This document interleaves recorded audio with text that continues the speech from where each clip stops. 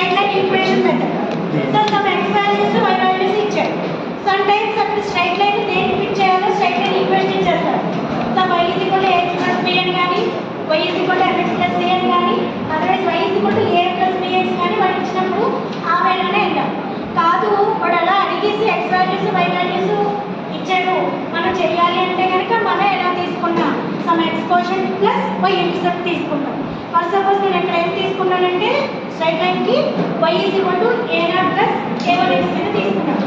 So fit చేయాలి అంటే నాకు రెండు ఈక్వేషన్స్ కావాలి. First of all A value అదే a0 value some a1 value కావాలి అంటే దాని గురించి త్రూ అవుట్ సిగ్మాని మల్టిప్లై చేశాను ఈక్వేషన్కి పైన ఈక్వేషన్కి left side right side. Then next సిగ్మాని ఇంప్లిమెంట్ చేసేటప్పుడు వైకి sigma y summation of y coordinates that is equal to a0 ఎప్పుడు కాన్స్టెంట్ కనిపించినా అక్కడ సమ్ ఎన్ని మల్టిప్లై చేస్తాం సిగ్మా వై యొక్క plus a1 into sigma. So next లైన్లో ఏం చేస్తామంటే ఒక ఎక్స్ పెట్టేసి మల్టిప్లై చేస్తాం. మల్టిప్లై చేసేటప్పుడు sigma x y that is equal to ఇక్కడ ఎప్పుడైతే సిగ్మా ఇంటిపేర్ అవుతుందో ఎన్ ఉండదు. సిగ్మా ఉన్న చోట ఎన్ ఉండదు, ఎన్ ఉన్న చోట సిగ్మా ఉంటుంది. So a0 sigma X plus a1 into sigma X square. Nice equations ready చేసుకున్న తర్వాత మనకు అందులో ఏం కావాలి అంటే y ఉంది y సమ్మేషన్, x ఉంది x summation. So x into y summation కావాలంటే ముందు ఎక్స్ ఇంటూ వైని మల్టిప్లై చేసి మనం వాటి సమ్మేషన్ తీసుకుంటాం. నెక్స్ట్ ఎక్స్ సమ్మేషన్ ఆల్రెడీ మన దగ్గర పైన వాడాం కాబట్టి అదే ఉంటుంది. Then x square find out చేసి దాని సమ్మేషన్ కూడా తీసుకుంటాం. ఇక్కడ తీసుకునేటప్పుడు ఫస్ట్ ఆఫ్ ఆల్ టేబుల్లో మనం ఏమేమి కన్సిడర్ చేసుకోవాలంటే ఎక్స్ వాల్యూస్ వై వాల్యూస్ వాడే ఇచ్చేసాడు.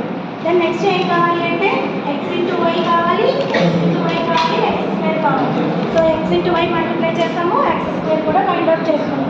ఫైండ్ అవుట్ చేసుకున్న తర్వాత అక్కడ అన్నిటికీ సిగ్మాస్ ఉన్నాయి. సిగ్మా ఉంది అంటే సమ్మేషన్. సో ఫైనల్ టోటల్ అనేది మనకి ఇంపార్టెంట్ కాబట్టి ఈచ్ అండ్ ఎవ్రీ లైన్కి ఈచ్ అండ్ ఎవ్రీ కాలంకి కూడా సమ్మేషన్ ఫైండ్ అవుట్ చేసుకుని రెడీ చేసి పెట్టుకున్నాం. సో సమ్మేషన్ వచ్చిన తర్వాత నెక్స్ట్ వచ్చేసి మన దగ్గర ఏ ఏ వాల్యూలు ఉన్నాయో రీప్లేస్ చేసుకున్నాం.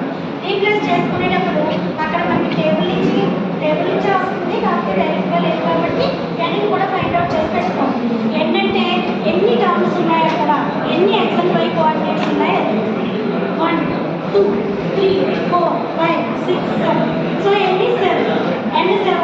So each and every value 2 నుంచి 2 ఈక్వేషన్ నుంచి మనం x values y values x and y summation x square summation substitute చేసుకున్నాక మనకి రెండు ఈక్వేషన్స్.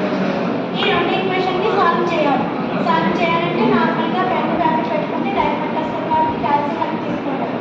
సో క్యాల్సీలో ఫైండ్ అవుట్ చేసాక మనకి a0 a1 మనకి ఇక్కడ ఉన్న కాన్స్టెంట్స్ a0 a1 దానివల్ల ఎక్కడ వాల్యూ ఉండవు మీరు పెట్టేదే. సో a0 a1 వాల్యూస్ తీసుకున్న తర్వాత మనం ఎక్కడ సబ్స్టిట్యూట్ చేయాలి అంటే 1 చెప్తారు. మనం ఏం తీసుకున్నాం a0 ప్లస్ a1x మళ్ళీ ప్లేస్ మార్చేది.